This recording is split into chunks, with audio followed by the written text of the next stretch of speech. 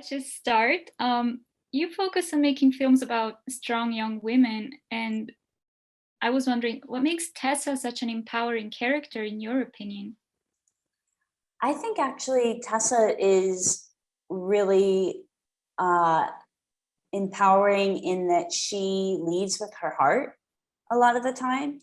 And I think that that is something that is kind of overlooked um, in fiction stories in particular, because I think that that vulnerability is something that is really brave, and you don't, Tessa doesn't necessarily make the best decisions all the time.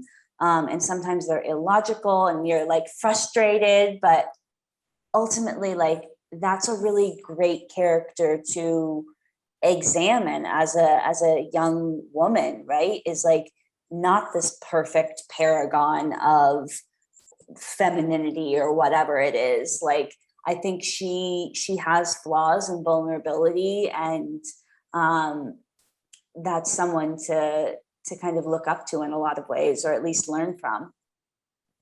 Absolutely. That's what makes her real, like Yeah, someone we can relate to, right? yeah. And how important was it to have a female director like yourself working on such a project?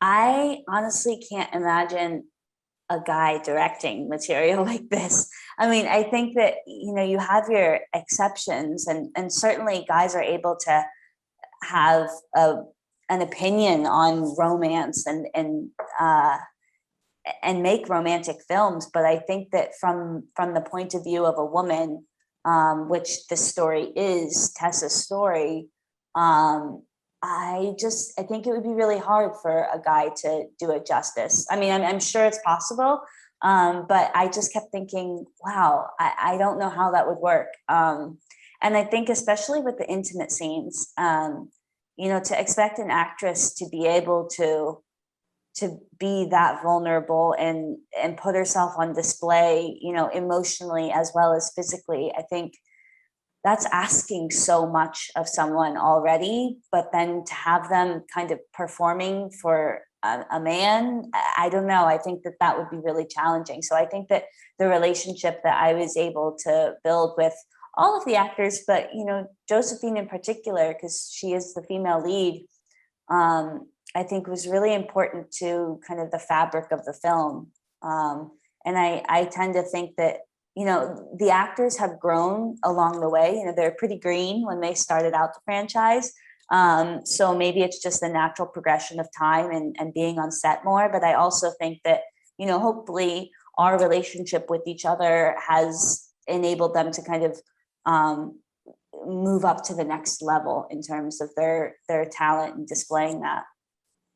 They deserve it, like they're amazing. They are. And I will tell you this, in three, and even especially four, like their talent, everything that people have kind of expected from them before. I think everybody loves them already in the franchise, but they just are so much better than you even can imagine. They really take it to, like, they're both immensely talented, and we really get to see it in these two movies. You're an actress yourself. In what ways did that help you while directing the movie?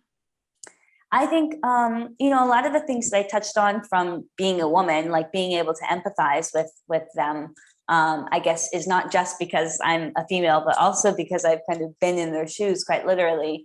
I mean, not in the sense that I've ever been a global sensation, but the way that they are. But I think that, there's a lingo to it, and there's also an empathy that comes from it, and understanding what it is. I think a lot of people take for granted that actors, everybody wants to be an actor, and so it seems like the most glamorous profession. And I think the reality of it is there's a lot of challenges, there's a lot of insecurity and uncertainty, and you have to trust someone else with, you do a performance in front of the camera and they get to go edit it however they want. So it takes a lot of courage to do what they do.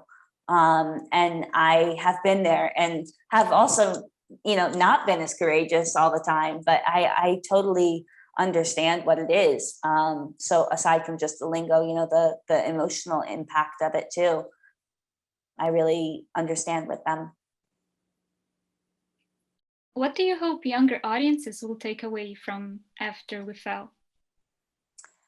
I hope that they can see, you know, I think first and foremost that it's okay to follow your heart and to have a relationship that is not necessarily perfect. And that if you feel the passion, then it's worth it in the end. Like, even if you get hurt. I mean, obviously there's a difference between like, if it's actually, you know, harming you in some way, then that's not to be condoned. But like, you know, I think that there's a tendency for a lot of people to judge romances, and they're like, why are you in this? And it's like, well, because there might be challenges. There will be challenges if you're in a relationship, and especially the more you care about someone, the more difficult things can sometimes be. But I think, you know, Anna was so smart to create something where it's like, it's okay. And like, you can, first of all, it doesn't have to be a forever relationship, but second of all, like, if that's the person you feel you need to be with in this moment, then go for it, try it, see if you fall flat on your face. If you do, get back up. You know, I think all of that is really interesting, and I think that's kind of the magic of the story. And then I also think that, like, you know, above and beyond just the romantic side, like, there's a lot of career elements in this one that we didn't have in the previous ones, and we're seeing Tessa take on more of a role and pursue what she wants out of life. And then she kind of changes her mind at certain points, and I don't want to give away too much, but it's like, and that's okay too. You know, like, that's like, this story is very non-judgmental of characters that mess up a lot or change their minds a lot. And I think that's really cool. It, like, because it's so real. Like, we all change our minds, and we shouldn't just continue down this path just because that's what we wanted at one point. Thank you so much for your time. I wish you much success with everything. Bye. Thank you.